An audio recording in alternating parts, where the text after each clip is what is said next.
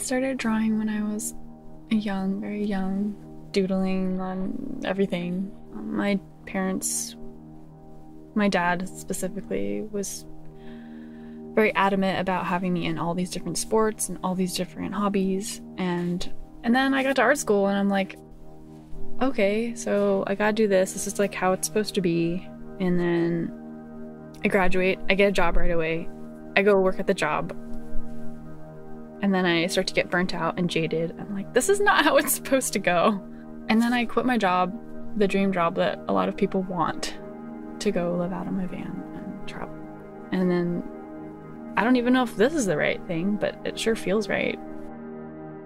I was always into animation because of, you know, all the movies we would watch as kids, and I didn't really understand that I wanted to do, or I didn't understand how much work animation was until we got to school.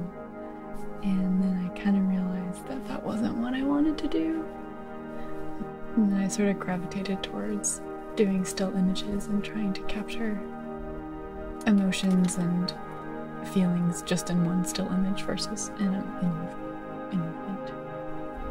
I got kind of burnt out working the daily grind and working in animation, and I felt like I didn't always agree with the direction I was getting. While I was learning a lot technically how to improve, and I wasn't feeling so creatively inspired anymore. And I wanted to find another different inspiration for why I do what I do. Felt like I was just kind of sitting still and not growing in the way that I wanted to.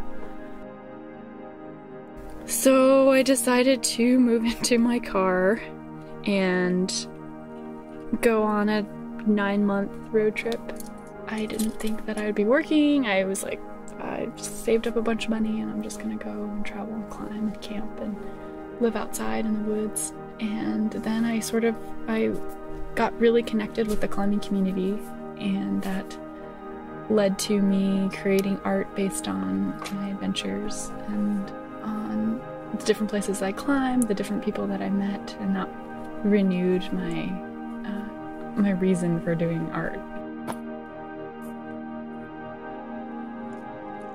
Because I don't work in an industry anymore, I felt like while I gained something by being on my own, I also lost something. Now I'm out every day, going on adventures, living this amazing life that a lot of people envy and want to do.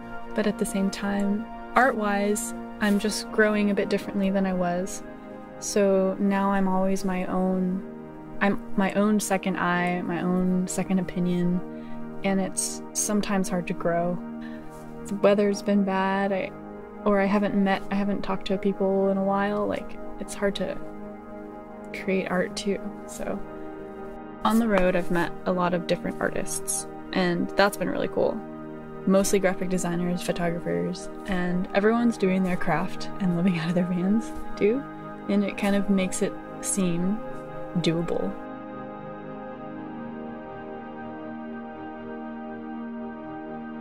When you start climbing, everyone obviously isn't good at it, hasn't figured out the technique, and then once you figure it out, it's like, oh, I can do some pretty hard stuff.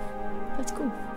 But it's also an artistic thing too, the way you have to move your body and twist and turn and use your legs to get up to the next. It's like a puzzle you kind of have to put together. To me, it's creative how you climb something, and kind of mirrored art. Somehow there was a connection that inspired me to pursue it further. It's nice to have a hobby. If I was just outside, if I was doing this and I didn't have climbing as a hobby, I think I would go a little crazy. Otherwise, it can be a very solitary experience. Which is fine for some people, but I do need some friends, and I need that in my life to feel balanced. Children's books have been really cool because it's a project that they hire me for my style.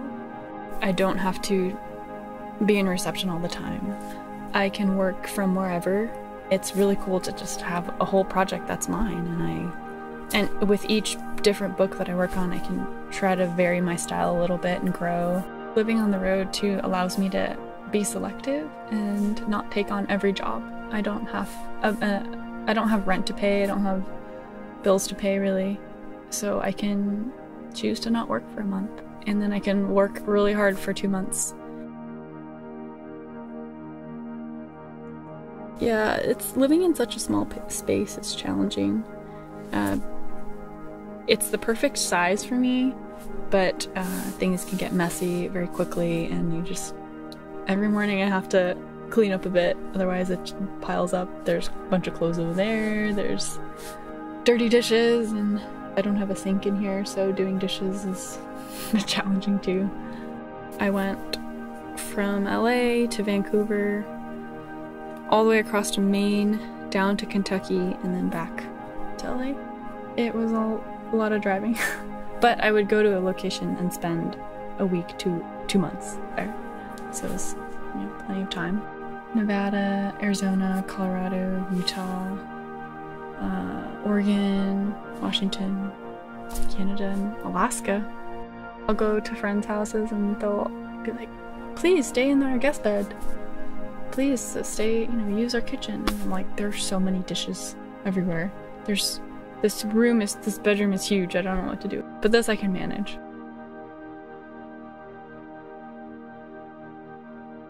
I'm Stevie Lewis, and I am a van dweller, a climber, a human, and I draw things sometimes.